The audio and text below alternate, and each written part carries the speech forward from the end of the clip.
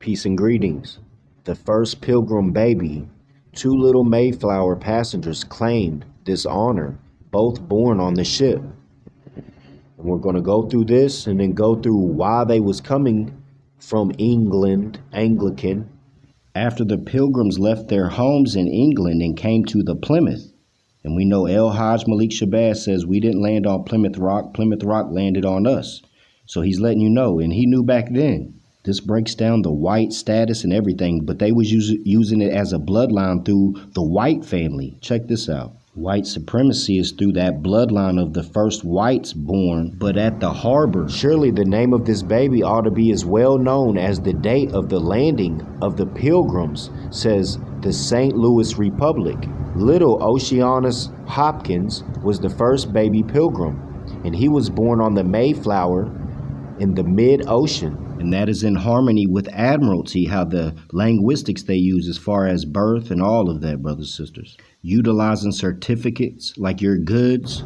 Little Peregrine White was born on the Mayflower in the harbor at Plymouth. So one way they're calling themselves white to tie to the bloodline of Peregrine White, who they're saying was born on the Mayflower in the harbor at Plymouth.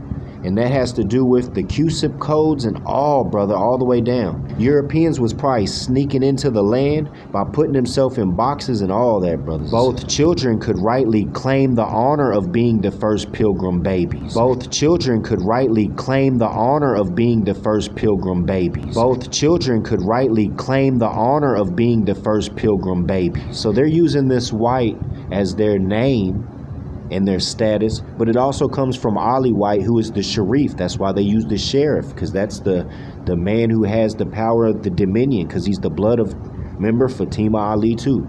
Their names sound very odd nowadays. No, not really, because they're using that white to full capacity as a caste system to give their babies names appropriate to their births. And that's, you know, those that's on ships use that kind of linguistics, which they're coming from the Mayflower and born on the boats and even making their first court on the boats. We went through that with the Mexican Almanac too. One wanted to call each of the babies James. But the fathers thought that as they just escaped from the hands of King James of England, hold on, that's the Holy Bible, you remember? That's the King James version. No, we're going to show you what's really going on, brothers and sisters.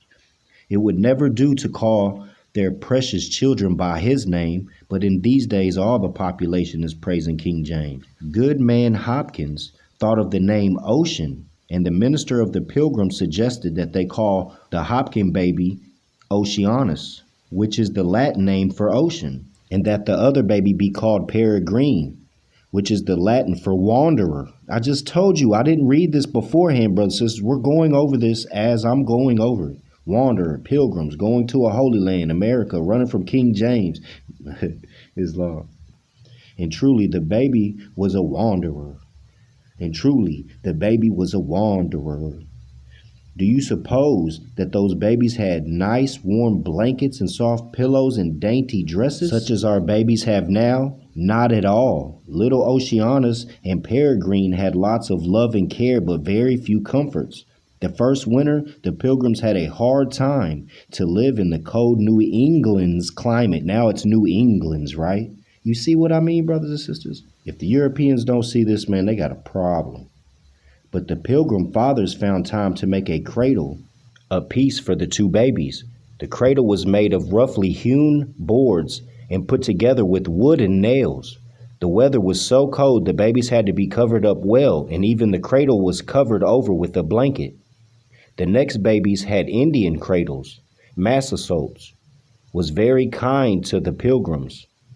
So Massasoit for the first winter, the summer, and gave them corn to plant and food to eat, and even cradles to rock the babies in. So little Betty Aden and Laura Standish had woven cradles, which the Indian mothers made. But little Oceanus and little Peregrine were strong little boys, and throve in spite of cold and little food.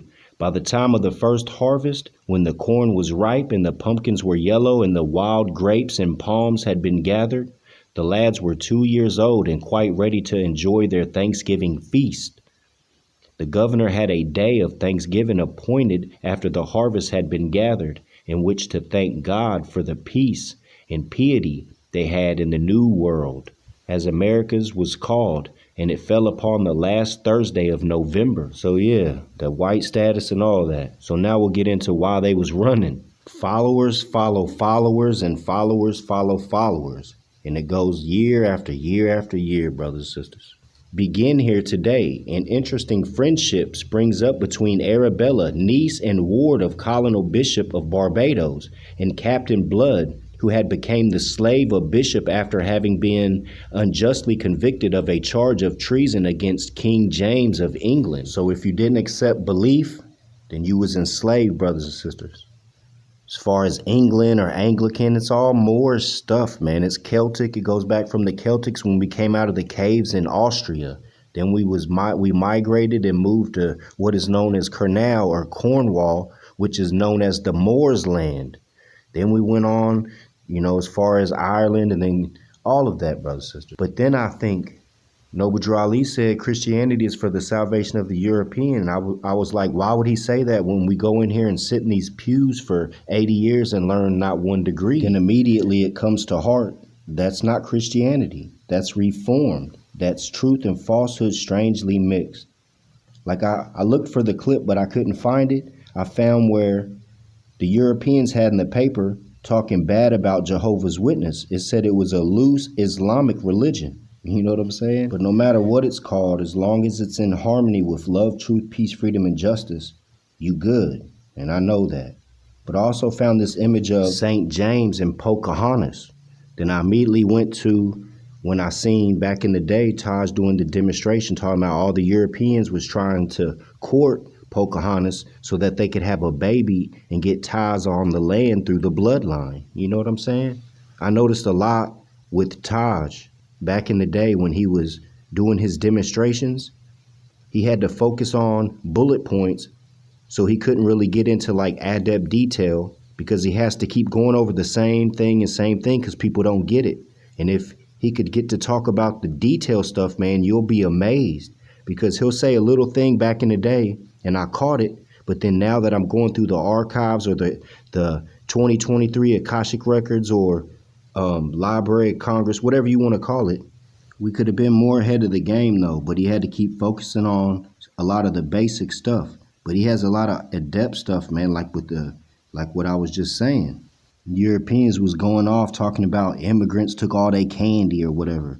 The colonization, they're getting their own medicine because the colonized is colonizing the colonizers. You know what I'm saying? Taking all their candy. I'll end with some of this, but peace and love, brothers and sisters.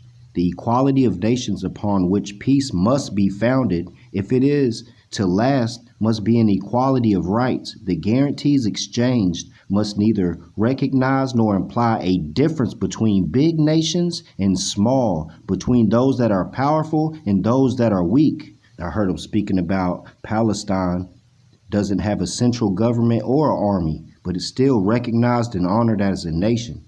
So how dare any of you Europeans say anything about Moorish America or the Moorish Americans, their nation, or anything? How dare you?